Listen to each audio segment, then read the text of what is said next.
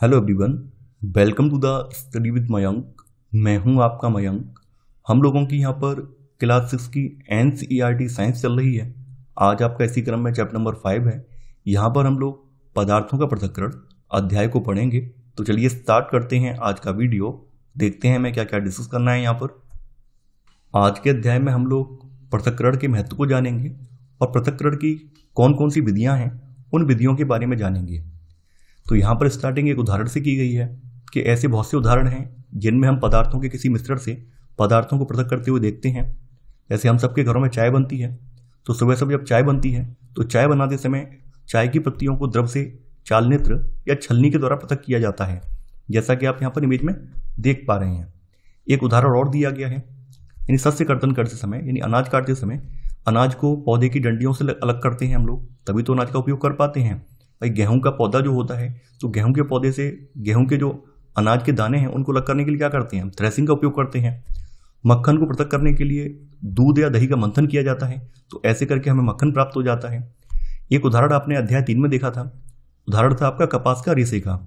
तो रेशों से बीजों को पृथक करने के लिए हम क्या करते हैं, कपास को ओढ़ते हैं। आगे यहाँ पर कुछ व्यवहारिक उदाहरण दिए गए हैं जो कि हम अक्सर अपने व्यवहार में ये चीज़ें लाते हैं। कदाचित आपने नमकीन, दलिया अथवा पोहा खाया होगा। यदि आपने यह पाया होगा कि इनमें मिर्च है, खास करके जो हरी मिर्च होती है, हरी मिर्च जब हमारे घर में डाल दी जाती है और आप में से बहुत सारे लोग, मैं भी कई बार यही करता हूँ, जब हरी मिर्च होती है तो मैं उसे निकाल देता हूँ। तो खाने से पहले उन्हें सावधानीपूर्वक आप बाहर निकाल देते हैं। अब कल्पना कीजिए एक टोकरी में आम और अमरूद भरे हैं और आपसे इन्हें पृथक करने के लिए कहा गया है, तो आप क्या करेंगे? इसके लिए आप एक प्रकार के फलों को उठाकर किसी दूसरे बर्तन में रख देंगे, तो ऐसे करके आप आम और अमरूद को पृथक कर पाएंगे। अब देखिए आम अमरूद तो काफ़ी बड़े हैं साइज में। अब कुछ पदार्थ ऐसे होते हैं जो काफ़ी छोटे होते हैं। अब देखिए यहाँ पर इमेज आप देख पा रहे हैं, यहाँ पर दूध या दही का मंथन करके मक्खन निकाला जा रहा है, तो यहाँ पर ये इमेज लगी हुई है। अब देखिए यहाँ पर वही बात बोली गई है कि कल्पना कीजिए, ये तो आपने आम अमरूद का उदाहरण, बड़े बड़े पदार्थ हैं, इनको तो आप हाथ से चुन सकते हैं, लेकिन कुछ पदार्थ अत्यंत महीन छोटे होते हैं, उन्हें कैसे पृथक करेंगे? कल्पना कीजिए यदि आपको रेत और नमक के मिश्रण से भरा कोई गिलास दे दिया जाए, तब आप पदार्थों को कैसे पृथक करेंगे? तो यहाँ पर वही बोला गया है कि तो ऐसा करना, सोचना भी असंभव है। तो यहाँ पर क्रियाकलाप दिए गए हैं और इन क्रियाकलापों के माध्यम से समझाने का प्रयास किया गया है। नीचे यहाँ पर सारणी 5.1 कॉलम 1 में पृथक्करण के कुछ प्रक्रम दिए गए हैं। पृथक करने का उद्देश्य तथा अवयवों को पृथक करने के ढंगों को कॉलम 2 तथा 3 में दिया गया है। तथापि भी ये भी बोला गया है कि कॉलम 2 तथा 3 में दी गई सूचना अव्यवस्थित हो गई है, तो आपको क्या करना है, सही जो सूचना है उसको व्यवस्थित करना है। पृथक्करण प्रक्रम दिया गया है, उद्देश्य जिसके लिए हम पृथक्करण करते हैं वो यहाँ दिया गया है। पृथक्कृत अवयवों का हम क्या करते हैं वो यहाँ बताया गया है। तो चावलों से पत्थरों को पृथक करना, देखिए चावलों से पत्थरों को पृथक क्यों करते हैं, ताकि जो हानिकारक अवयव हैं या अशुद्धियाँ हैं इनको दूर किया जा सके। देखिए चावल के साथ अगर आप कंकड़ या पत्थर खाएंगे तो एक तो डर ये है कि उससे आपके दांत वगैरह टूट सकते हैं। दूसरी बात, अगर वो पत्थर पेट में जाएगा तो आपके जो ऑर्गन है पेट वाले वो भी डैमेज हो सकते हैं।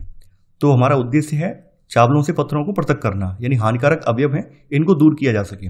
तो हम यहाँ पर जो कंकड़ पत्थर बाहर निकलता है उसका क्या करते हैं, हम ठोस अवयव को बाहर फेंक देते हैं। मक्खन प्राप्त करने के लिए दूध का मंथन, तो देखिए मक्खन प्राप्त करने के लिए जब दूध का मंथन करते हैं तो दूध के मंथन से हमें दो भिन्न परंतु उपयोगी पदार्थों को पृथक करते हैं। दो भिन्न उपयोगी पदार्थ कौन कौन से हैं? देखिए एक तो दूध का या जो दही होता है उसका मंथन करने से हमें मक्खन तो मिलता ही मिलता है, साथ ही साथ छाछ भी मिलती है, और दोनों का ही हम उपयोग कर सकते हैं। तो यहाँ पर हम क्या करते हैं, हम दोनों अवयवों का उपयोग करते हैं। चाय की पत्तियों को पृथक करना, देखिए चाय की पत्तियों से जब चाय के जो विटामिन वगैरह हैं उबालने के उपरांत निकल आते हैं, उन्हें जो है जल में घुल जाते हैं, तो बाद में क्या बचता है, अनुपयोगी अवयव बचते हैं, यानी काली पत्ती टाइप बच जाती है। तो हम बाद में क्या करते हैं, उस अशुद्धि को फेंक देते हैं। तो ऐसे करके मैंने यहाँ पर जो सारणी दी हुई है, हम पदार्थों को पृथक क्यों करते हैं, उस सारणी में जो उद्देश्य है और पृथक अवयव है उसके बारे में मैंने यहाँ पर मैच कर दिया है। तो आई होप आपको ये समझ में आ गया होगा। हम देखते हैं कि किसी पदार्थ का उपयोग करने से पहले हमें उसमें मिश्रित हानिकारक तथा अनुपयोगी पदार्थों को पृथक करने की आवश्यकता होती है। जैसा कि हम सभी लोग जानते हैं, हम बाजार से कोई भी मार्केट से सामान लेकर आते हैं, उसको एज इट इज इस्तेमाल नहीं करते हैं, एक बार उसे अवश्य चेक करते हैं कि उसमें कोई अशुद्धि तो नहीं है। कभी कभी हम उपयोगी पदार्थों को भी पृथक करते हैं जिनकी हमें अलग से उपयोग करने की आवश्यकता होती है। खास करके ऐसा होता है हमारे घरों में। पृथक किए जाने वाले पदार्थों के कणों के आमाप अथवा द्रव्य जो हैं भिन्न भिन्न हो सकते हैं। ये ठोस, द्रव या गैस भी हो सकते हैं। इसलिए हम किन्हीं पदार्थों के ऐसे मिश्रण का पृथक्करण कैसे करते हैं जिनके गुणधर्मों में अत्यधिक भिन्नता है। तो यहाँ पे प्रकार बताए गए हैं, कौन कौन से प्रकार होते हैं जिनके जरिए हम पृथक्करण करते हैं। तो यहाँ पर पृथक्करण की विधियां दी गई हैं। तो सबसे पहली विधि आ जाती है हस्त चयन की विधि। देखिए फिर से मैं एक बार रिपीट कर रहा हूँ। यहाँ पर मैंने कलर की जो ग्रेडिंग की हुई है, आप देख रहे होंगे पहले जो येलो कलर आता है, उसके बाद यहाँ पर डार्क कलर है। तो मैंने कलर ग्रेडिंग इसलिए की हुई है ताकि आप में से कुछ अभ्यर्थी नोट्स बनाना चाह रहे हैं तो इसकी सहायता से आप नोट्स बना सकते हैं। जैसा कि मैं पहले स्पष्ट कर चुका हूँ, अब हमने नोट्स बनवाने की जो परंपरा है वो एंड कर दी है और मैं अपेक्षा ये करता हूँ कि अब समझाने पर ज़्यादा फोकस रहेगा। आपको नोट्स अब स्वयं बनाने पड़ेंगे। हालांकि मैं आपको हिंट करता जाऊँगा, हिंट यही है, यहाँ पर जो डार्क वाला पोर्शन है वो आपके लिए नोट करने के लिए पोर्शन है। अगर आप नोट्स बनाना चाह रहे हैं तो आप नोट्स बना सकते हैं। तो यहाँ पर हस्त चयन की विधि दी हुई है। यहाँ पर एक क्रियाकलाप भी है, क्रियाकलाप नंबर 2। तो यहाँ पर बोला गया दुकान से खरीदे गए अनाज का एक पैकेट कक्षा में लाइए। अब अनाज को कागज की सीट पर फैलाइए। क्या आप कागज पर एक ही प्रकार के अन्न कण पाते हैं? क्या इसमें पत्थर के टुकड़े, भूसी, टूटे हुए अन्न कण तथा अन्य खाद्य कण हैं?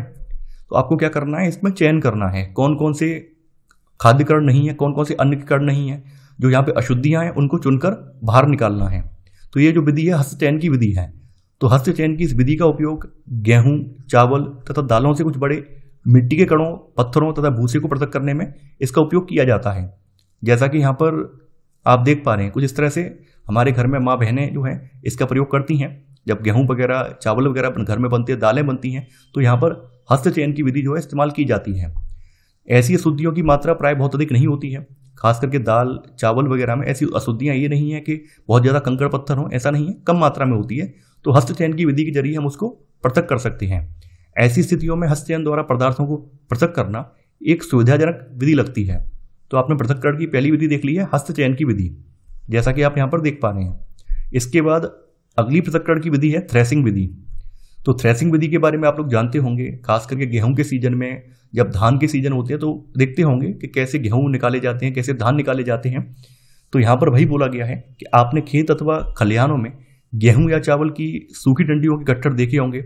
डंडियों से अनाज को अलग करने से पहले डंडियों को हम क्या करते हैं, धूप में सुखाते हैं। प्रत्येक डंडी पर अन्नकण जो है चिपके होते हैं। खेतों में रखे सैकड़ों गट्ठरों पर चिपके अन्नकणों की संख्या की कल्पना कीजिए। कृषक क्या करते हैं, कृषक अन्नकणों की डंडियों के इतने डालियों के गट्ठर से अनाज को कैसे पृथक करते हैं? तो कुछ जगह पर तो ये है कि हाथ से पीट कर अलग करते हैं। अब क्या है, अब तकनीकें जो है आधुनिक हो गई हैं, तो अब मशीनों का इस प्रयोग किया जाता है। जैसे हमने स्टार्टिंग में आम अमरूद वाला एग्जाम्पल दिया था कि एक टोकरी में आम अमरूद रखे हैं, उनको आपको पृथक करना है। तो आम अमरूद को आप पृथक कर पा रहे हैं क्योंकि दोनों का साइज काफी बड़ा है, तो आसानी से आप पृथक कर पा रहे हैं। और यहाँ पर क्या है, यहाँ पर अन्न कणों का जो साइज है छोटा भी है और अन्न कण जो है लाखों करोड़ों की संख्या में है। तो उनको इस तरह से हाथ से पृथक कर पाना, हाथ से उनका चयन कर पाना संभव नहीं है। तो यहाँ पर हम क्या करेंगे, यहाँ पर हम थ्रेसिंग विधि इनमें इस्तेमाल करेंगे।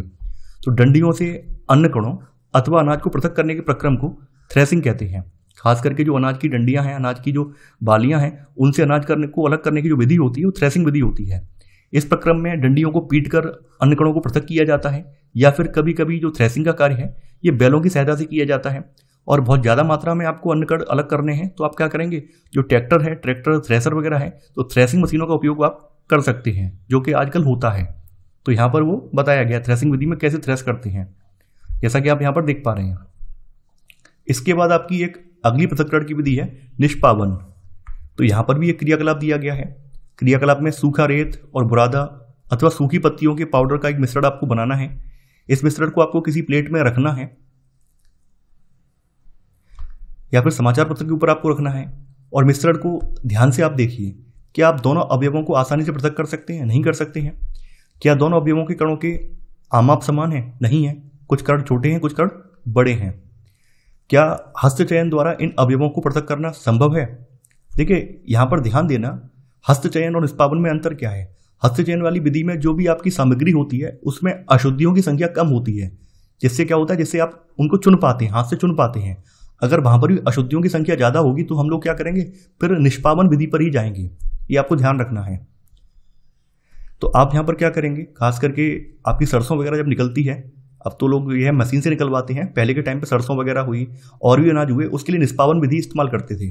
तो अब आप इस मिश्रण को खुले मैदान में ले जाएंगे और किसी ऊंचे समतल स्थान पर खड़े हो जाइए। मिश्रण को प्लेट में अथवा समाचार पत्र पर आपको रखना है। जिस प्लेट अथवा समाचार पत्र पर आपका मिश्रण रखा है उसे पकड़कर हवा में कंधे की ऊंचाई तक ले जाकर थोड़ा सा टेढ़ा कीजिए और धीरे धीरे आपको क्या करना है, धीरे धीरे मिश्रण को नीचे करना है। तो इससे क्या होता है, जैसा कि आप देख पा रहे हैं, एक महिला स्टूल पे खड़े होकर यहाँ पर जो मिश्रण है इसको फैला रही है। तो यहाँ पर देख पा रहे हैं जो भारी अनाज के कण हैं वो तो यहाँ पर इकट्ठे हो जा रहे हैं और जो अशुद्धियां हैं वो हवा की सहायता से दूर जाके गिर रही हैं। इससे अनाज हमें एक साइड में प्राप्त हो जा रहा है और अशुद्धियां हमारी एक तरफ निकल जा रही हैं। खास करके ये कार्य जो है पंखे वगैरह लगाकर भी होता है। आपने देखा होगा ग्रामीण परिवेश में पंखे वगैरह लगाकर, जो एग्जॉस्ट फैन वगैरह है वो लगाकर ये कार्य होता है। इससे जो है अनाज वगैरह जो अशुद्धियां होती हैं वो आसानी से उसको हम दूर कर सकते हैं। तो यहाँ पर वही सब चीजें बताई गई हैं। तो निष्पावन के बारे में यहाँ लिखा हुआ है, किसी मिश्रण के अवयवों को हवा के द्वारा पृथक करने की विधि निष्पावन कहलाती है। इस प्रकार की जगह आप लिख लेना यहाँ पे हवा द्वारा, ठीक है। किसी मिश्रण के अवयवों को हवा द्वारा पृथक करने की विधि निष्पावन कहलाती है। निष्पावन का उपयोग पवनों अथवा वायु के झोंकों द्वारा मिश्रण से भारी तथा हल्के अवयवों को पृथक करने में किया जाता है। साधारणतया इसका किसान इस विधि का उपयोग जो है हल्के भूसे को भारी अन्य कणों से पृथक करने के लिए इसका उपयोग करते हैं। खास करके जो हल्का भूसा होता है, यानी भूसी मिला जो अन्न होता है, उससे भूसे को अलग करने के लिए हम निष्पावन विधि का प्रयोग करते हैं। जैसे कि मैंने एग्जाम्पल भी दिया था, सरसों में बहुत ज्यादा अगर भूसी भरी है तो हम इस तरह की विधि का प्रयोग करेंगे, जिससे क्या होगा, सरसों के कण यहाँ पे इकट्ठे हो जाएंगे और भूसी जो होगी वो दूर निकल जाएगी। तो यहाँ पर वही सब चीजें बताई गई हैं कि भूसे के हल्के कण पवन के साथ उड़कर दूर एकत्र हो जाते हैं, जबकि भारी अन्य कण पृथक होकर निष्पावन प्लेटफॉर्म के निकट ही एक ढेर बना लेते हैं और बाद में हम उन्हें इकट्ठा कर पाते हैं। इसके बाद आपकी अगली विधि आती है चालन विधि। तो चालन विधि का प्रयोग तो आपके घर घर में होता है, हर घर में होता है चालन विधि का प्रयोग। चाय के लिए, आटा को गूंथने के लिए, आटा छानने के लिए चालन विधि इस्तेमाल करते हैं। तो कभी कभी हमें आटे से व्यंजन बनाने की इच्छा होती है, हमें इसमें उपस्थित चोकर तथा अन्य शुद्धियों को पृथक करने की आवश्यकता होती है। चोकर का अभिप्राय है यहाँ पर जो मोटा पिसा अनाज होता है या मोटे पिसे दाने होते हैं उनको अलग करते हैं। आपने देखा होगा जब आप गेहूं को चक्की पर डाल के आते हैं तो चक्की पे जब गेहूं पीसा जाता है तो गेहूं एक जैसा नहीं पिस पाता है। गेहूं के कुछ कण तो बाकी बहुत ज़्यादा बारीक हो जाते हैं और कुछ कण मोटे बने रहते हैं। तो हम चलनी की सहायता से क्या करते हैं, इन मोटे कणों को पृथक कर देते हैं और जो बारीक कण होते हैं वो नीचे आ जाते हैं और बाद में उसका आटा बना लेते हैं। तो यहाँ पर हम वही दिखाया गया है, इसके लिए हम चालनी अथवा छन्नी का उपयोग करते हैं तथा उसमें आटा डालते हैं, जैसा कि आप यहाँ पर देख पा रहे हैं। आप घर में देखते भी होंगे अपनी मम्मी को। तो आटे के छोटे कण चालनी के छिद्रों द्वारा निकल जाते हैं, जबकि जो बड़ी अशुद्धियां हैं ये चालनी में ही रह जाती हैं, छन्नी में रह जाती हैं। प्राय आटे की मिल में गेहूं को पीसने से पहले पत्थरों तथा भूसे जैसी अशुद्धियों को हटाया जाता है। साधारणतया गेहूं की बोरी को एक तिरछी चालनी पर डाला जाता है और चालन द्वारा क्या होता है कि जो बड़ी बड़ी अशुद्धियां होती हैं वो तो ऊपर रह जाती हैं और जो अन्य के कण होते हैं वो नीचे चले जाते हैं। चालन द्वारा पत्थर, डंडियां तथा भूसा जो निष्पावन तथा थ्रेसिंग के बाद गेहूं में रह जाती हैं उनको दूर किया जाता है। यानी जो निष्पावन विधि के बाद जो आपके अनाज में डंडियां, भूसा या फिर और जो अन्य अशुद्धियां रह जाती हैं उन अशुद्धियों को चालन विधि के द्वारा अलग किया जाता है। इसी प्रकार की चालन विधि का उपयोग जो है, जो भवन निर्माण की सामग्री है, खास करके जो रेत वगैरह है, बालू जिसे बोलते हैं, आपका जो बदरपुर जिसे बोलते हैं, बिल्डिंग मटेरियल में एक बदरपुर आता है, तो उसको छानने के लिए इसका इस्तेमाल हम करते हैं। इसी प्रकार बड़े बड़े चालनों को भवन निर्माण करने वाले स्थानों पर रेत से कंकड़ तथा पत्थर पृथक करने के लिए उपयोग में लाते हैं। आपने देखा भी होगा, जैसा कि आप यहाँ पर देख रहे हैं, चालन द्वारा कंकड़ तथा पत्थरों को रेत से पृथक किया जाता है। अब इसके बाद एक क्रियाकलाप नंबर 4 आ जाता है।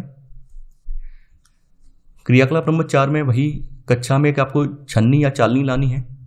तो कक्षा में एक चालनी तथा थोड़ा सा आटा घर से लाइए, चालन द्वारा आटे से अशुद्धियों को पृथक कीजिए। अब चौक का पाउडर बनाइए और उसको आटे के साथ मिलाइए।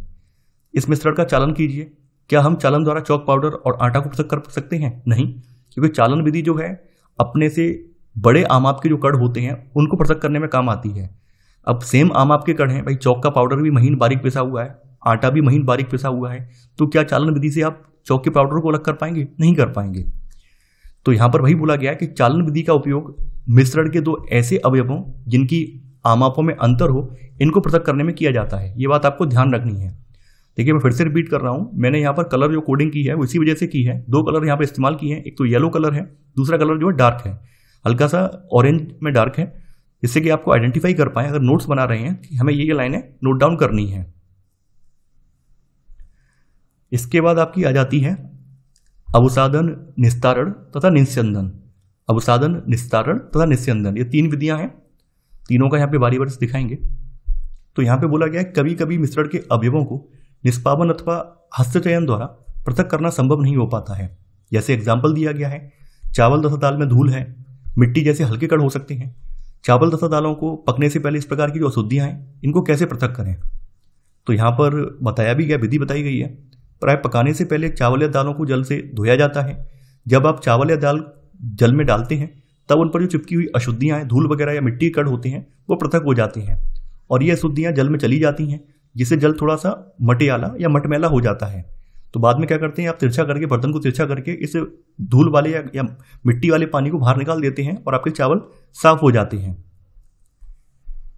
मिश्रण में जल मिलाने पर भारी अवयवों के नीचे तली में बैठ जाने के प्रक्रम को अवसादन कहते हैं। कई बार क्या होता है, मिश्रण में भारी कण होते हैं, तो भारी कण जब होते हैं तो भारी कणों को अलग करने के लिए हम क्या करते हैं, मिश्रण में पानी मिलाते हैं, पानी मिलाकर उसे हिला देते हैं। इससे क्या होता है, हल्के कण तो ऊपर आ जाते हैं और भारी कण जो होते हैं वो तली में बैठ जाते हैं। तो ये जो प्रक्रिया है ये अवसादन कहलाती है, यानी भारी कणों को, ऐसे भारी कणों को बाहर निकालने की जो प्रक्रिया है ये अवसादन कहलाती है। मिश्रण में जल मिलाने पर भारी अवयवों के नीचे तली में बैठ जाने के प्रक्रम को अवसादन कहते हैं। और अवसादित मिश्रण को बिना हिलाए जल को मिट्टी सहित उड़ेलने की जो प्रक्रिया है इसको निस्तारण कहते हैं। भाई नीचे अवसाद बैठ गया है, अब अवसाद वाले जल में से जो ऊपर वाला जल है, जल को मिट्टी सहित अगर बाहर अगर निकाल रहे हैं तो इसको हम निस्तारण विधि कहेंगे। यानी आपको यहाँ पर 2 विधियां दी हुई हैं। एक तो अवसादन में होता है कि जो आपका अवसाद है वो तली में बैठ जाता है। निस्तारण में क्या है, जैसे अभी आपको एग्जाम्पल भी दिया था कि चावल या दाल में मिट्टी मिली हुई है, आपने उसमें पानी मिलाया, पानी में धो रहे हैं तो पानी का रंग मटियाला सा हो गया, मिट्टी जैसा हो गया, तो आपने क्या किया, तिरछा करके पानी बाहर निकाल दिया। तो वो जो विधि वहां पर अप्लाई हो रही है वो निस्तारण विधि अप्लाई हो रही है। ठीक है, तो आप चीजें क्लियर कर पा रहे होंगे। तो ये जो विधि है निस्तारण विधि है, जिसके जरिए आपने चावल या दाल में से मिट्टी बाहर निकाली या धूल बाहर निकाली। तो यहां पर निस्तारण का बताया गया है कि निस्तारण सिद्धांत ऐसे द्रवों के मिश्रण को पृथक करने में भी उपयोग में लाया जाता है जो आपस में मिश्रित नहीं होते हैं। जैसे तेल तथा जल को उनके मिश्रण से इसी विधि द्वारा पृथक किया जा सकता है। जैसा कि हमने पिछले चैप्टर में देखा था कि जब आप तेल में पानी डालते हैं तो पानी की एक अलग लेयर बन जाती है और तेल की एक अलग लेयर बन जाती है। तो आप क्या करते हैं, बर्तन को हल्का सा तिरछा करके ऊपर की जो लेयर होती है, जो भी पानी हो या तेल की लेयर हो, उसको सेपरेट कर लेते हैं और नीचे वाली लेयर का अलग उपयोग कर लेते हैं। तो ऐसे करके मिश्रण में से अशुद्ध वाला जो पार्ट है वो अलग हो जाता है। तो वहां पर भी इस निस्तारण विधि का प्रयोग किया जाता है। यदि द्रव के ऐसे मिश्रणों को कुछ समय के लिए रखा रहने दिया जाए तो वे 2 पृथक पृथक परतों में बढ़ जाते हैं। इसके बाद जो अवयव ऊपरी परत बनाता है उसे निस्तारण विधि द्वारा पृथक कर सकते हैं। तो जब तेल में या फिर 2 जो अलग अलग विलयन है उनको जब मिलाया जाता है और दोनों जब मिक्स नहीं होते हैं तो निस्तारण विधि के जरिए ही हम उनको सेपरेट कर लेते हैं। तो यहां पर वही चीज बताई गई है। आगे फिर से यहां पर एक उदाहरण दिया गया है कि आइए फिर से ठोस तथा द्रव के किसी मिश्रण पर विचार करें। चाय तैयार करने के बाद आप चाय की पत्तियां पृथक करने के लिए क्या करते हैं, निस्तारण की विधि अपनाई है। इसके द्वारा कुछ सहायता मिलती है, परंतु क्या आपको चाय में कुछ पत्तियां अब भी मिलती हैं? देखिए, निस्तारण की विधि हर जगह एप्लीकेबल नहीं है, कुछ विलयनों पर है जहां पर दोनों विलयनों की प्रकृति भिन्न भिन्न है और दोनों विलयन आपस में मिलते नहीं है, वहां पर तो आप इसको अप्लाई कर सकते हैं। जहां पर दोनों विलयन मिल जाते हैं, अब जैसे दूध और पानी ये दोनों मिक्स हो गए, अब दूध पानी में आप निस्तारण विधि नहीं लगा सकते हैं क्योंकि दूध और पानी दोनों की प्रकृति ऐसी है कि दोनों अपने आप में मिल जाते हैं। तो वहां पर निस्तारण विधि अप्लाई नहीं होगी। निस्तारण विधि वहीं अप्लाई होगी जब दोनों विलयनों की प्रकृति भिन्न भिन्न है, तभी आप इसे अप्लाई कर पाएंगे। जब एक विलयन, मान लीजिए आपने पानी और तेल का मिश्रण है, तो तेल ऊपर आ गया, पानी नीचे बैठ गया, तो आप क्या कर पाएंगे, तेल को आसानी से पलट के निकाल पाएंगे और पानी नीचे रह जाएगा, तली में रह जाएगा। अब ये विधि अगर आप चाहें कि दूध पर अप्लाई कर दें, दूध और पानी का मिश्रण है वहां पे अप्लाई कर दें, तो वहां पर ये विधि कामयाब नहीं होगी। ये बात का भी आपको ध्यान रखना है।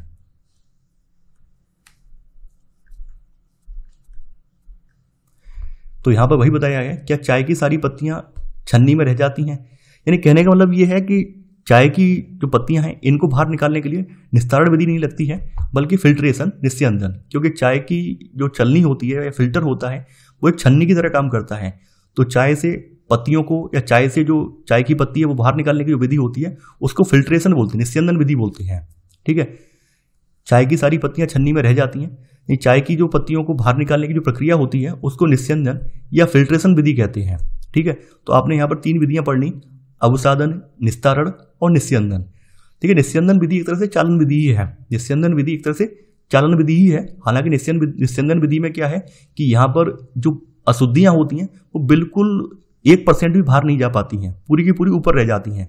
जबकि चालन विधि में क्या होता है, जो हाथ से चलनी चलाते हैं उसमें क्या होता है, कभी कभी थोड़ी बहुत अशुद्धियां चली भी जाती हैं, जबकि निस्यंदन में ऐसा नहीं होता है।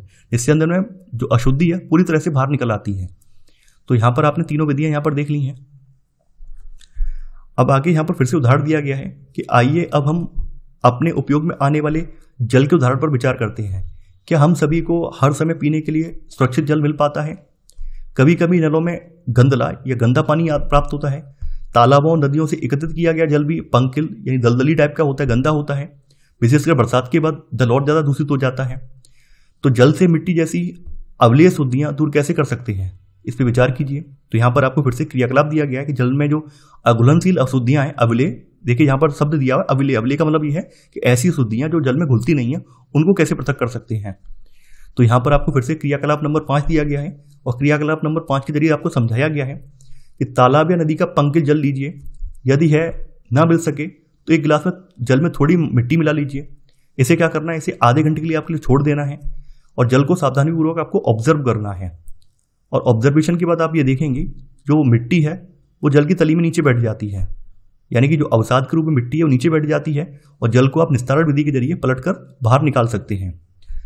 अब जल को बिना हिलाए गिलास को थोड़ा तिरछा कीजिए, वही सब चीज़ बताई गई है, और गिलास से जो जल है इसको दूसरे गिलास में उड़े लिए। तो इस प्रक्रम को हम क्या कहेंगे, निस्तारण कहेंगे। ठीक है, अब क्या दूसरे गिलास का जल अब भी पंकिल अथवा भूरे रंग का है? यहाँ पे बोला गया कि मान लीजिए आपने ऐसा कर लिया, अवसाद जो है, जो भारी अवसाद है वो तो नीचे बैठ गए, आपने निस्तारण विधि से बाद बाकी जो जल है दूसरे गिलास में पलट लिया, लेकिन इसके बाद भी अगर आपका पानी फिर से गंदा है तो आप क्या करेंगे? तो इसके लिए आपको फिल्टर यूज करना पड़ेगा, निस्यंदन विधि यानी फिल्ट्रेशन विधि, जिसमें फिल्टर का इस्तेमाल करते हैं वो यूज करनी होगी, जिससे कि आपका जल पूरी तरह से शुद्ध हो जाएगा। तो अब इसका निस्यंदन कीजिए। क्या चाय वाली छन्नी से यह कार्य किया? देखिए, चाय वाली छन्नी उतनी ज़्यादा मतलब महीन नहीं होती है, उतना ज़्यादा फिल्टर की तरह काम नहीं करती है जिससे कि पूरी तरह से जल शुद्ध हो जाए। तो इसके लिए फिल्ट्रेशन पेपर अलग से आता है जो कि जल को शुद्ध कर देता है, जल को छानने के काम में आता है। आइए कपड़े की सहायता से जल को निस्यंदन करने का प्रयास करते हैं। कपड़े के टुकड़े में बने हुए तागों के बीच में छोटे छोटे छिद्र अथवा रंध्र होते हैं। कपड़े के इन्हीं छिद्रों का उपयोग निस्यंदक के रूप में किया जा सकता है।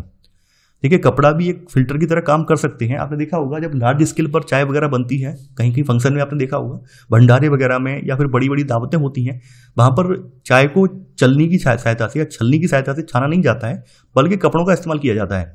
सूती या मलमल का कपड़ा इस्तेमाल करते हैं चाय को छानने में। तो आपका कपड़ा भी जो है एक फिल्टर की तरह काम करता है, निस्यंदक के रूप में काम करता है। ये बात भी यहाँ पे बताई गई है। इसके अलावा कपड़े की तो बात हो गई, फिल्टर पत्र भी आता है, जैसा कि मैं आपको स्टार्टिंग में बोल रहा था। अगर जल से आपको पूरी तरह से अशुद्धियों को हटाना है तो उसके लिए फिल्ट्रेशन पेपर आता है, उसका उपयोग कर सकते हैं और जल से अशुद्धियों को हटा सकते हैं। यदि जल अब भी पंकिल है, अब भी दूषित है, गंदा है, तो अशुद्धियों को फिल्टर पत्र द्वारा निस्यंदित कर सकते हैं, जिसमें और भी छोटे रंध्र हो सकते हैं। यानी जो आपका फिल्टर पेपर होता है वो बहुत ज़्यादा बारीक होता है और उसमें से अशुद्धियाँ बाहर नहीं जा पाती हैं। तो फिल्टर पत्र एक ऐसा निस्यंदक होता है जिसमें अत्यंत सूक्ष्म छिद्र होते हैं, जैसा कि यहाँ पर इमेज में देख पा रहे हैं 5.9 इमेज। ठीक है, कि शंकु बनाने के लिए फिल्टर पत्र को मोड़ना है, आपको फिल्टर पत्र दिया हुआ है, इस तरह से आप शंकु बना लीजिए जिससे कि अशुद्धियाँ हैं बिल्कुल फिल्टर पत्र में ही रह जाएं और जो साफ जल है या साफ पदार्थ है वो बाहर निकल जाए। तो यहाँ पर ये करके दिखाया भी गया है क्रियाकलाप कि कैसे करना है आपको। तो यहाँ पर वही बताया गया कि फिल्टर पत्र को शंकु के रूप में मोड़कर कीप में लगा दिया जाता है। इसके पश्चात मिश्रण को फिल्टर पत्र के ऊपर उड़ेलते हैं। तो क्या होता है, मिश्रण के ठोस कण जो होते हैं इनके छिद्रों से नहीं गुजर पाते हैं और जो साफ कण होते हैं वो बाहर गुजर जाते हैं और आपको ऐसे साफ पानी प्राप्त हो जाता है। इसके अलावा निस्यंदक जो निस्यंदन विधि है, फिल्ट्रेशन विधि है, इसका उपयोग पनीर बनाने में भी होता है। आपने पनीर या फलों का जो रस हम अलग करते हैं उसमें भी हम फिल्ट्रेशन विधि का प्रयोग करते हैं। साधारणतया फलों तथा सब्जियों के रसों को पीने से पहले उनसे बीजों तथा ठोस कणों को पृथक किया जाता है। आप जैसा करते हैं। निस्यंदन विधि का उपयोग घरों पर पनीर बनाने में भी होता है।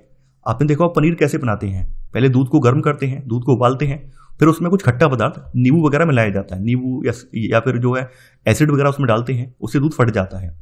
तो पनीर के रूप में जो ठोस दूध होता है, ठोस दूध के कण होते हैं वो ऊपर आ जाते हैं।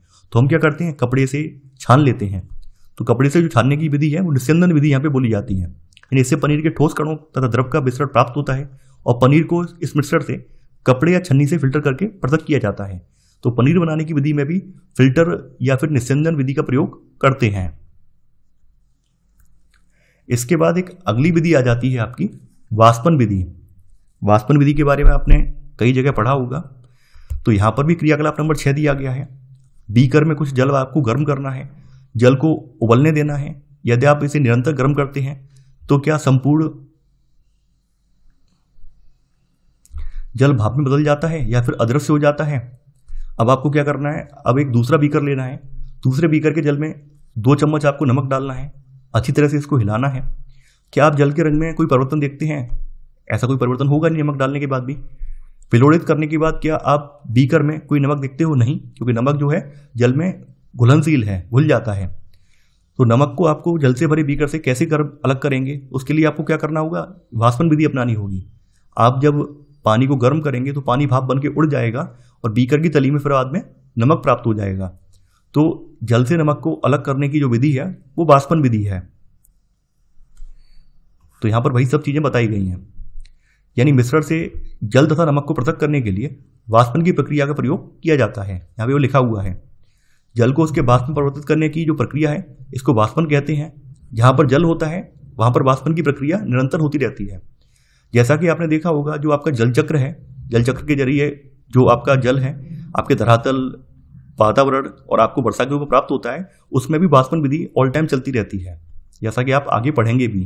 तो हमारा जो जल चक्र पृथ्वी का देख रहे हैं, उस जल चक्र को चलाने में वाष्पन विधि एक अहम योगदान निभाती है। अगर ये वाष्पन विधि ना हो तो हमें जल चक्र के जरिए वर्षा के रूप में पानी ना मिल पाए।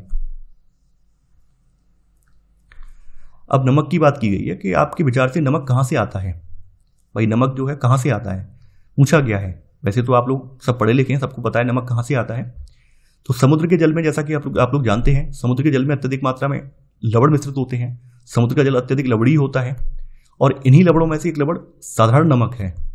जब समुद्र के जल को बड़े बड़े उतले गड्ढों में भरकर छोड़ दिया जाता है तो सूर्य के प्रकाश से जल गर्म होकर वाष्पन द्वारा धीरे धीरे वाष्प में बदलने लगता है। यानी जल जो है वाष्प के रूप में उड़ जाता है और कुछ समय बाद सारा जल जो है वाष्पित हो जाता है और ठोस के रूप में जो लवण है वो नीचे तली में बैठ जाते हैं। तत्पश्चात इन लवणों के मिश्रण का शोधन करके साधारण नमक प्राप्त किया जाता है। जैसा कि यहाँ पर आप इमेज में देख पा रहे हैं, खेत हैं, नमक के खेत हैं, ठीक है। तो इनमें समुद्र का जल भरा हुआ है। कुछ समय के बाद क्या होता है, जो जल है वाष्पन के जरिए वह जल उड़ जाता है और तली में लवण बच जाते हैं। लवण को इकट्ठा करके इनको साफ कर लेते हैं, प्यूरिफाई कर लेते हैं और इससे हमें साधारण नमक प्राप्त हो जाता है। पृथक्करण की एक से अधिक विधियों का उपयोग। देखिए कई बार क्या होता है कि किन्हीं पदार्थों को अलग करने के लिए पृथक्करण की केवल एक विधि इस्तेमाल नहीं होती है, एक से ज्यादा विधियां भी प्रयोग में लाई जाती हैं। तो यहां पे वही बताया गया है कि प्राय किसी मिश्रण में उपस्थित विभिन्न अवयवों को पृथक करने में केवल एक विधि का उपयोग पर्याप्त नहीं होता है। ऐसी स्थिति में हमें एक से अधिक विधियों का उपयोग करने की आवश्यकता होती है। कई बार क्या होता है कि हम एक से अधिक विधियों का प्रयोग करते हैं। अब यहाँ पर क्रियाकलाप नंबर 7 दिया गया है और क्रियाकलाप नंबर 7 के जरिए यही समझाने का प्रयास किया गया है कि मिश्रण में कैसे भिन्न भिन्न विधियों का प्रयोग होता है। तो आपको क्या करना है, रेत और नमक का मिश्रण लेना है। इसे आप कैसे पृथक करेंगे, हमने पहले भी देखा है कि हस्त चयन विधि इसके पृथक्करण के लिए व्यवहारिक नहीं होगी। भाई रेत और नमक के मिश्रण में क्या आप हस्त चयन विधि के जरिए रेत और नमक को अलग कर सकते हैं? नहीं कर सकते हैं, क्योंकि रेत के कण की जो आमाप होती है वो भी छोटी होती है और नमक के कण की आमाप भी बहुत कम होती है। तो ऐसे में हस्त चयन की विधि आप वहाँ प्रयोग नहीं कर सकते, एप्लीकेबल नहीं कर सकते। तो आपको क्या करना होगा, इस मिश्रण को आपको बीकर में रखना होगा और कुछ समय इसमें कुछ जल को आपको मिलाना होगा। इसके बाद बीकर को कुछ समय के लिए एक और रख दीजिए। आप क्या देखेंगे, रेत जो है बीकर की तली में बैठ जाएगा और नमक तो जल में घुलनशील होता है, तो नमक जो है जल में घुल जाएगा, रेत बीकर की तली में बैठ जाएगा। तो आप क्या करेंगे, निस्तारण विधि के जरिए या निस्यंदक के द्वारा रेत को जो है नमक वाले पानी से अलग कर देंगे। ऐसे करके रेत जो है अलग हो जाएगा। अब क्या है, अब निस्तारित द्रव में क्या बचा है, निस्तारित द्रव में आपका जल जो कि नमक के साथ मिश्रित है वो बचा हुआ है। अब नमक वाले जल को कैसे अलग करेंगे, तो अब आप क्या करेंगे, अब आप निस्तारित द्रव से नमक वाले जल को पृथक करना है अब आपको। तो इस द्रव को किसी केतली में भरकर इसका ढक्कन आपको बंद करना है और कुछ समय के लिए केतली को गर्म करना है। जैसा कि यहाँ पर आप इमेज में देख पा रहे हैं, जो आपका नमकीन पानी है आपने यहाँ पर केतली में बंद कर दिया, ठीक है। आग जल रही है, आग जलने से क्या हो रहा है, जल गर्म हो रहा है और भाप के रूप में बाहर आ रहा है। यहाँ पर क्या एक प्लेट ली हुई है, प्लेट के ऊपर बर्फ रखी हुई है। जैसे ही भाप ये इस प्लेट से टकराएगी, ऊपर रखी बर्फ की सहायता से भाप ठंडी हो जाएगी और भाप की बूंदें जो है संघनन की वजह से, संघनन की प्रक्रिया की वजह से जल की बूंदों में तब्दील हो जाएंगी, जल की बूंदों में बदल जाएंगी। तो ऐसे करके हमें दूसरे पात्र में पानी प्राप्त हो जाएगा और फाइनली इस बर्तन में एंड में जब जल सारा वाष्पन हो जाएगा तो यहाँ पर फाइनली आपको नमक प्राप्त हो जाएगा। तो यहाँ पर वही विधि बताई गई है कि आपको एक धातु का प्लेट लेना है, इस पर कुछ बर्फ रखनी है, प्लेट को केतली की टोंटी के ठीक ऊपर पकड़िए, जैसा यहाँ चित्र में दिखाया गया है। अब आप क्या देखते हैं, केतली के सारे जल को भाप में बदलने दीजिए। यानी यहाँ पे वही बोला गया है कि जब भाप बर्फ से ठंडी की गई प्लेट के संपर्क में आती है तो वह संघनित होकर द्रव जल बन जाती है। यानी कहने का मतलब ये, भाप जब ठंडी होती है तो भाप के ठंडे होने की प्रक्रिया जो है संघनन कहलाती है और संघनन की सहायता से क्या होता है, भाप के संघनन से हमें बूंदों के रूप में जल की बूंदें प्राप्त होती हैं। तो प्लेट के नीचे से बूंद बूंद होकर नीचे गिरने वाला यह जल जो है संघनन द्वारा भाप बना है। जल वाष्प से उसकी द्रवावस्था में परिवर्तन होने की जो प्रक्रिया है इसको संघनन कहते हैं। यानी आपको याद रखना है, जो जल वाष्प है, जल वाष्प से उसकी द्रवावस्था में परिवर्तन की जो प्रक्रिया होती है वह संघनन कहलाती है। संघनन में क्या होता है, देखिए जैसा कि आप जानते हैं वाष्पन की प्रक्रिया में सूर्य के प्रकाश का महत्व है, खास करके ऊष्मा का महत्व है। भाई जो जल है आपका गर्म होकर ही तो वाष्पन की क्रिया आरंभ करता है। जब जल गर्म होने लगता है तो जल वाष्प बन के उड़ने लगता है और ऊपर आकाश में जाकर जब ये जल की बूंदें ठंडी हो जाती हैं तो संघनन की प्रक्रिया आरंभ हो जाती है और संघनन की प्रक्रिया की वजह से क्या हुआ है, जल ठंडा होकर बूंदों में फिर से कन्वर्ट हो जाता है, यानी कि पानी की बूंदों में आ जाता है और यही बूंदें जो हैं बारिश के रूप में हमें प्राप्त हो जाती हैं। आगे यहाँ पर फिर से बोला गया है कि आपने कभी जिस पात्र में दूध को थोड़ी देर पहले उबाला गया था उस पर ढकी प्लेट पर संघनित जल की बूंदों को देखा है। आप देखते होंगे, आपकी जैसे कोई सब्जी बना रहे हैं, दूध गर्म कर रहे हैं, उसके ऊपर अगर प्लेट रखी है तो आपने देखा होगा कि जो प्लेट होती है, प्लेट के नीचे भाप की बूंदें टपक रही होती हैं। क्यों? क्योंकि भाप जो है गर्म होकर ऊपर उठती है और जब प्लेट जो है ठंडी प्लेट से जब टकराती है तो वो पानी की बूंदों में कन्वर्ट हो जाती है, संघनन की प्रक्रिया से पानी की बूंदों में कन्वर्ट हो जाती है, जिसकी वजह से हमें जो ऊपर रखी प्लेट है वहां पर पानी दिखाई देता है।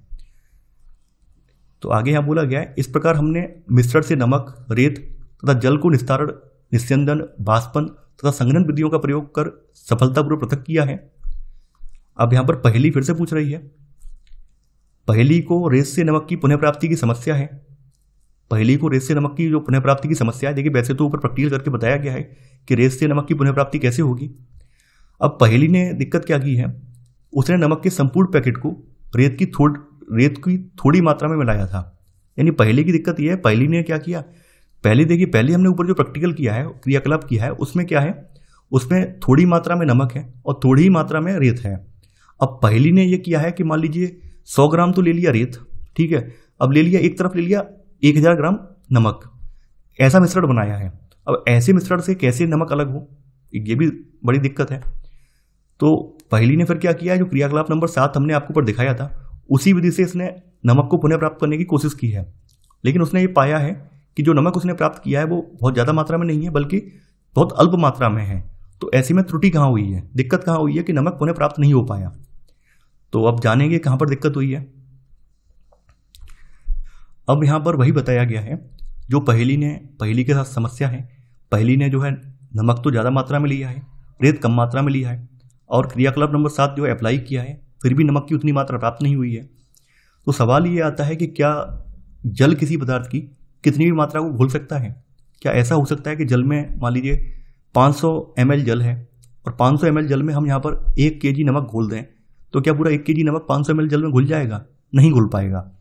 यानी कि जल की भी एक सीमा है, जल की भी नमक को घोलने की, चीनी को घोलने की एक सीमा है। यानी जिस विलयन में कोई पदार्थ और अधिक न घुल सके वह उस पदार्थ का संतृप्त विलयन कहलाता है। तो संतृप्त विलयन के बारे में हम यहाँ पर जानेंगे, संतृप्त विलयन कैसे बनता है और क्या होता है। तो यहाँ पर फिर से क्रियाकलाप बताया गया है, क्रियाकलाप नंबर 8। इस कार्य के लिए क्या करना है, आपको एक बीकर अथवा गिलास, 1 चम्मच नमक और जल की आवश्यकता होगी। आपको क्या करना है, आधा कप जो जल है ये बीकर में उड़ेलना है। 1 चम्मच नमक इसमें डालकर तब तक आपको विलोड़ित करना है, तब तक हिलाना है जब तक नमक पूरी तरह से ना घुल जाए। अब फिर से आपको 1 चम्मच नमक लेना है, फिर से इसमें मिलाना है और फिर से इसको हिलाना है। आप तब तक करते रहिए जब तक नमक इसमें आसानी से घुलता रहे।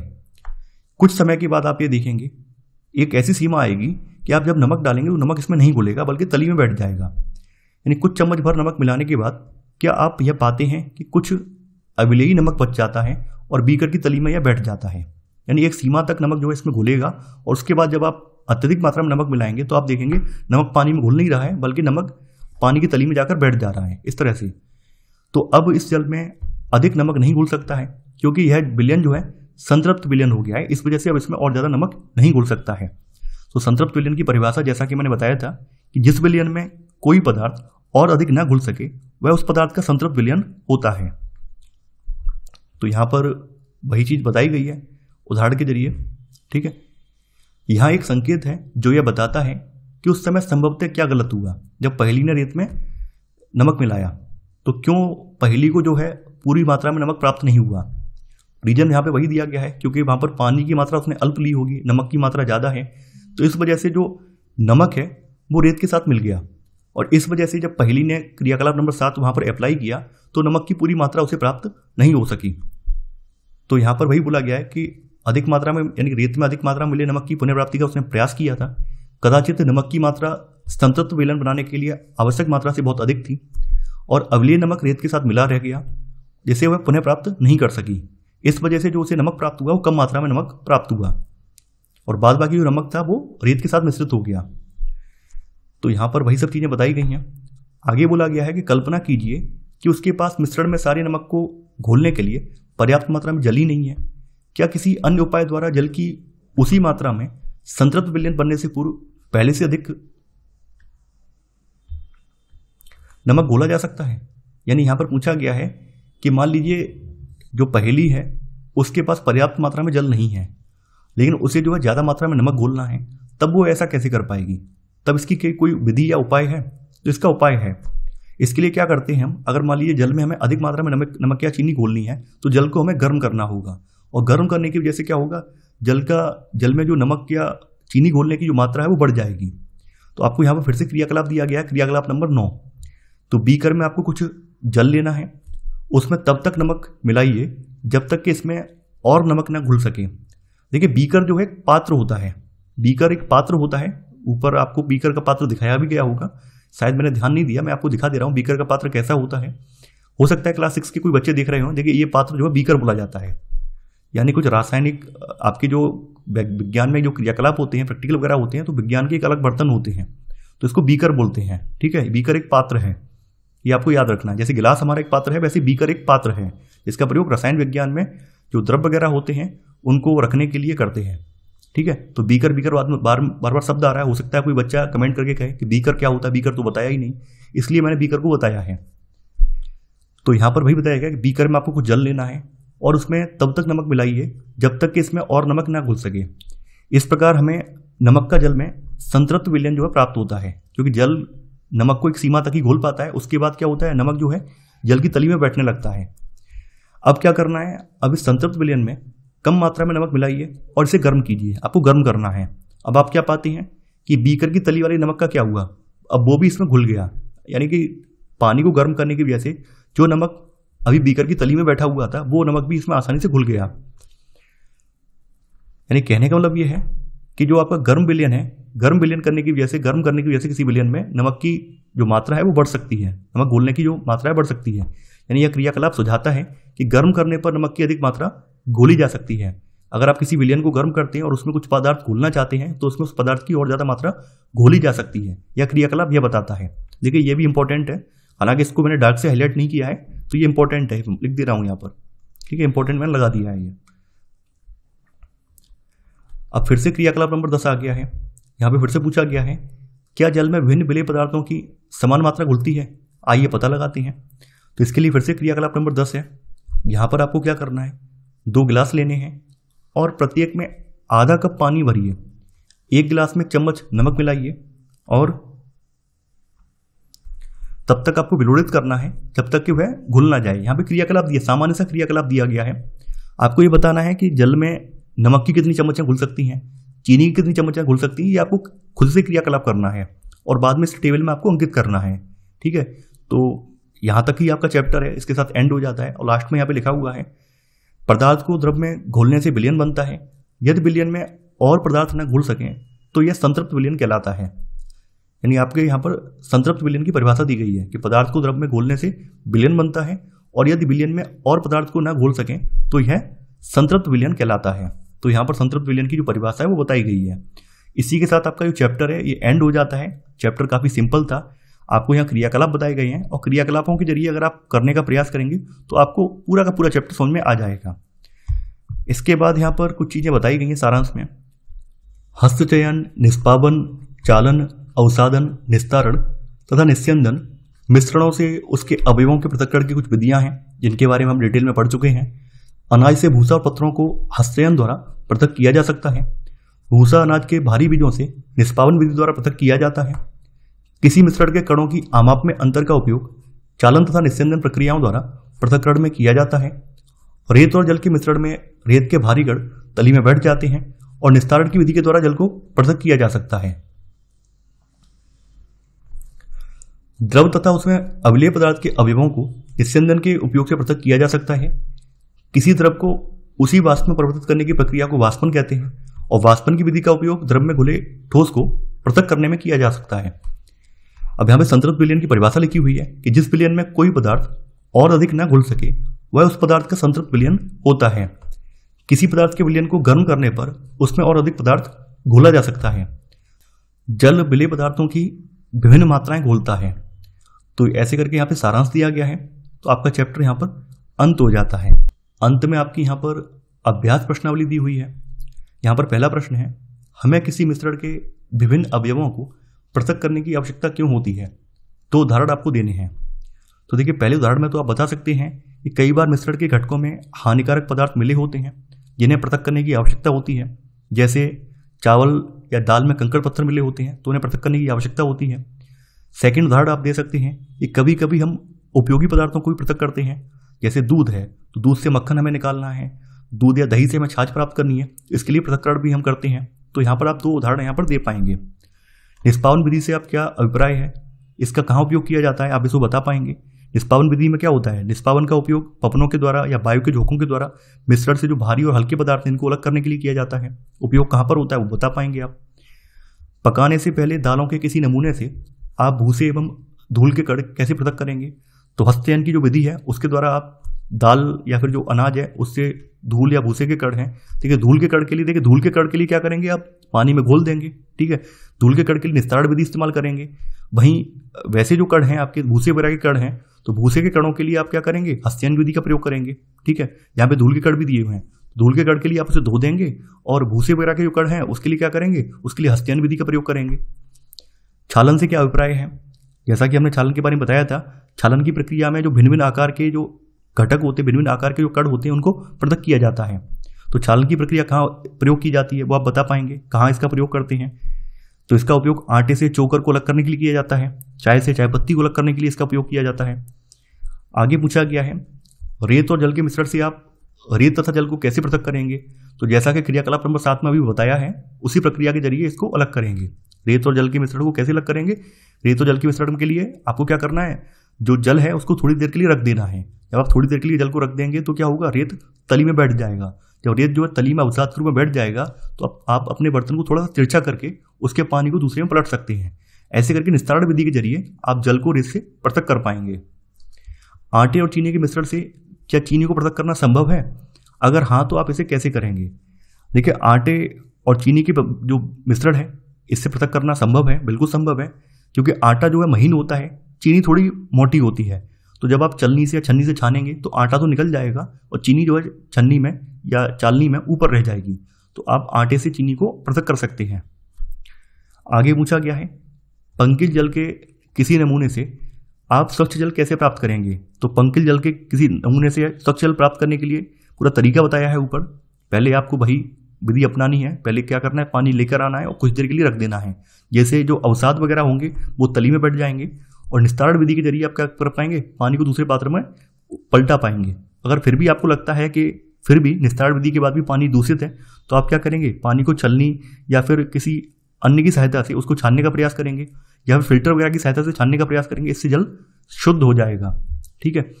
आगे यहाँ पर रिक्त स्थान दिए गए हैं, रिक्त स्थानों को आपको भरना है कि कौन सी जगह पर क्या आएगा। धान के दानों को डंडियों से पृथक करने की विधि को क्या कहते हैं? थ्रेसिंग विधि कहते हैं। थ्रेसिंग विधि के जरिए धान के दानों को डंडियों से पृथक करते हैं। किसी एक कपड़े पर दूध को उड़ेलते हैं तो मलाई उस पर रह जाती है, पृथक्करण की यह प्रक्रिया कहलाती है। पृथक्करण की यह प्रक्रिया जो है निस्यंदन कहलाती है। निस्यंदन या फिल्ट्रेशन कहलाती है। निस्यंदन कहलाती है, ठीक है। निस्यंदन या फिर चालन या छालनी विधि से भी इसको अलग कर सकते हैं। आगे है समुद्र के जल से नमक प्रक्रिया द्वारा प्राप्त किया जाता है। समुद्र के जल से नमक जो है वाष्पन प्रक्रिया द्वारा प्राप्त किया जाता है। जब पंकित जल को पूरी रात एक बाल्टी में रखा जाता है तो अशुद्धियां तली में बैठ जाती हैं। इसके पश्चात स्वच्छ जल को ऊपर से पृथक कर लेते हैं। इसमें उपयोग होने वाली पृथक्करण की प्रक्रिया को क्या कहते हैं? यहाँ पर दो प्रक्रियाएं उपयोग में लाई जा रही हैं। एक तो अवसादन, ठीक है, एक तो अवसाद जो है नीचे बैठ पा रहा है, अवसादन प्रक्रिया उपयोग में ला रहे हैं, और दूसरी प्रक्रिया यहाँ पर क्या है? निस्तारण प्रक्रिया। तो यहाँ पर दो प्रक्रियाएं यहाँ पे फॉलो हो रही हैं, अवसादन और दूसरी निस्तारण। अब सत्य और असत्य है। दूध और जल के मिश्रण को निस्यंदन द्वारा पृथक किया जा सकता है। तो दूध और जल के मिश्रण को आप क्या फिल्टर द्वारा अलग कर सकते हैं? नहीं कर सकते, तो आपका गलत हो जाएगा। खा वाला प्रश्न है, नमक तथा चीनी के मिश्रण को निष्पावन द्वारा पृथक कर सकते हैं। नमक और चीनी का जो मिश्रण है इसको आप निष्पावन विधि, जिससे हम अनाज से अशुद्धियों को दूर करते हैं, भारी और हल्के कणों को दूर करते हैं, उससे क्या नमक और चीनी को अलग कर सकते हैं? नहीं कर सकते हैं, ये भी गलत हो जाएगा। चाय की पत्तियों को चाय से पृथक्करण निस्यंदन द्वारा किया जा सकता है। देखिए, चाय की पत्तियों को चाय से पृथक्करण जो है निस्यंदन या फिल्टर विधि के द्वारा कर सकते हैं, फिल्टर कर सकते हैं। भाई कपड़ा वगैरह लगा लेते हैं तो क्या कर सकते हैं? चाय की जो पत्तियां बाहर निकल जाएंगी और चाय हमें प्राप्त हो जाएगी, तो कर सकते हैं। अनाज और भूसे का पृथक्करण निस्तारण प्रक्रम द्वारा किया जा सकता है। अनाज और भूसे का पृथक्करण निस्तारण विधि से आप कर सकते हैं। देखिए, निस्तारण विधि जो है द्रवों पर अप्लाई होती है, द्रवों पर अप्लाई होती है, जहां पर द्रव होता है वहां पर इसको अप्लाई करते हैं। तो यहाँ पर अनाज और भूसा जो है ड्राई मात्रा में सूखा हुआ है, तो इसमें निस्तारण विधि काम में नहीं आएगी, बल्कि इसमें निष्पावन विधि काम में आएगी। तो यहाँ पर आपका घा वाला गलत हो जाएगा। अब देखिए, फिर से 10वां प्रश्न आ जाता है। यहाँ पे बोला गया है कि जल में चीनी तथा नींबू का रस मिलाकर शिकंजी बनाई जाती है। आप बर्फ डालकर इसे ठंडा करना चाहते हैं। इसके लिए शिकंजी में बर्फ चीनी घोलने से पहले डालेंगे या बाद में? किस प्रकरण में अधिक चीनी घोलना संभव होगा? देखिए, अगर आप पहले से पानी में बर्फ डाल देंगे तो उसमें और अधिक मात्रा में चीनी नहीं घोल पाएंगे। तो आप क्या करेंगे? बर्फ डालने से पहले हमें चीनी डालेंगे, यानी जो आप बर्फ डालेंगे उससे पहले आप चीनी को पानी में घोल देंगे, जिससे कि चीनी जो है अधिक मात्रा में घुल जाए। क्योंकि चीनी जो है गर्म पानी में ज़्यादा मात्रा में घुल पाएगी और ठंडे पानी में कम मात्रा में घुल पाएगी, ठीक है। तो ऐसे करके आपका जो चैप्टर है, आपके जो प्रश्नोत्तर हैं, वो भी मैंने यहाँ पे कवर करा दिए हैं, और मैं आशा करता हूँ कि आपको ये समझ में आ गया होगा। तो आई होप आपको ये वीडियो पसंद आया होगा। आप लोग इस वीडियो को लाइक और शेयर करना बिल्कुल मत भूलिए। तो चलिए, आज के बस इतना ही। Thanks for watching. जय हिंद।